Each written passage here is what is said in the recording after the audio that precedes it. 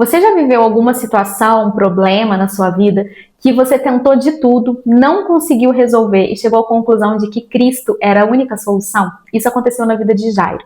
E com a história dele, nós podemos aprender pelo menos 3 lições valiosas para a nossa vida de oração, sendo que a última é a mais importante. A gente vai conversar sobre isso hoje, mas primeiro vou pedir você para curtir esse vídeo e se inscrever no nosso canal. Jairo era um líder da sinagoga que viu a filha dele adoecer e ficar moribunda. Ela estava prestes a morrer. Todos os recursos de Jairo provavelmente já tinham se esgotado, mas ele decidiu que ele ia interceder por ela diante de Jesus. Então ele vai até Cristo e o texto diz que ele se joga aos pés de Jesus. E aí ele fala para Jesus: vem comigo, por favor, impõe as suas mãos sobre minha filha. Cristo vai com ele, só que no meio do caminho alguém aparece e diz: não precisa mais, a menina já morreu. E surpreendentemente Jesus responde: não temas, ela apenas dorme. Jairo escolhe acreditar nessa palavra de Jesus, leva Jesus até a casa dele e quando chega lá, ele vivencia um milagre. Como eu disse, essa história pode nos ensinar pelo menos 3 lições valiosas a respeito de oração.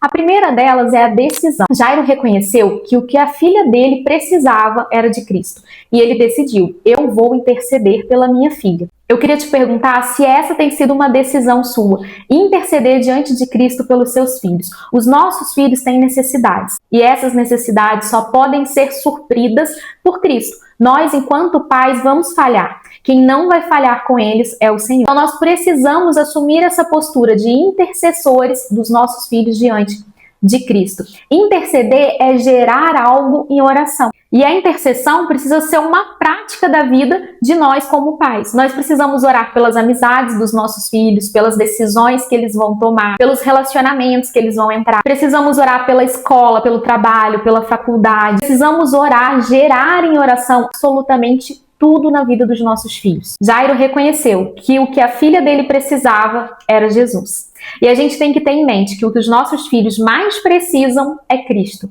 Às vezes a gente olha muito para um comportamento inadequado, para uma decisão errada, para amizades que podem influenciar, e aí focamos as nossas orações nessas coisas. Clamamos a Jesus para tirar pessoas da vida, para reverter situações, para mudar comportamentos, para libertar de pecados, mas esquecemos de pedir para que Ele se revele aos nossos filhos, para que Ele seja soberano na vida dos nossos filhos, para que Ele seja o refúgio dos nossos filhos, para que os nossos filhos façam de Cristo seu Senhor e Salvador.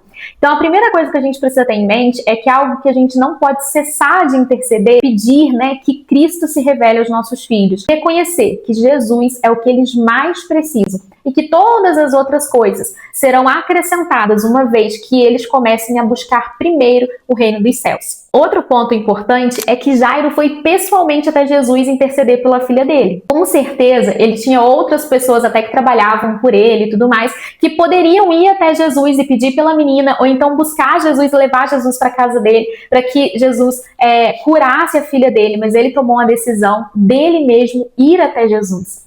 E quando ele vai, ele se lança aos pés de Jesus, ele mostra ali toda a humildade, ele reconhece: apenas o Senhor tem a solução. Eu estou diante de ti para interceder pela minha filha, para pedir que o Senhor haja na vida da minha filha.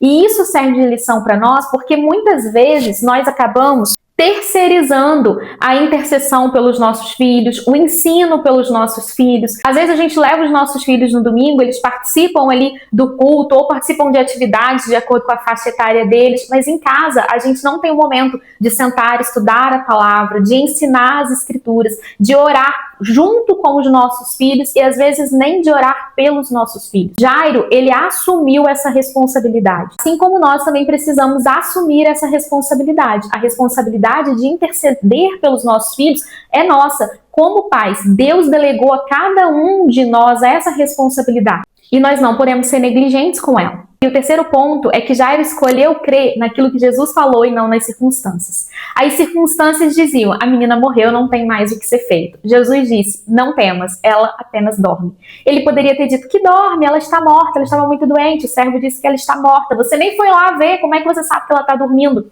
Jairo não questionou, Jairo levou Jesus até a casa dele. Da mesma forma, a gente não tem que focar nas circunstâncias, nos que os outros estão falando, a gente tem que focar na palavra de Deus. E a palavra de Deus, ela é repleta de promessas para nós, para nossa casa, para os nossos filhos. Nós precisamos interceder, crendo que essa é a verdade, essa é a realidade e gerar todas essas coisas em oração pela vida dos nossos filhos. Precisamos escolher crer naquilo que Jesus está falando e não naquilo que as circunstâncias estão falando. Deus confiou nas nossas mãos o destino dos nossos filhos. E como pais, nós temos a responsabilidade de proteger, instruir e preparar cada um dos nossos filhos para o cumprimento do propósito deles. E tudo isso começa sempre numa vida de oração. Então, não se intimide com as circunstâncias, com as investidas de Satanás, com as dificuldades que vão surgir, mas se levante como intercessor dentro do seu lar. E no tempo certo, você vai colher os frutos de todo clamor e súplica. Lembre que as nossas orações são como sementes. Em algum momento elas vão florescer. Então a gente aprendeu com Jairo 3 coisas. Reconhecer que Jesus é tudo que os nossos filhos precisam. Assumir o papel de intercessores deles diante de Cristo. E olhar sempre para as promessas, para a palavra do Senhor e não para as circunstâncias. Tá certo? Eu espero que essas 3 coisas falem profundamente ao seu coração. E que você comece a agir baseado nessas atitudes.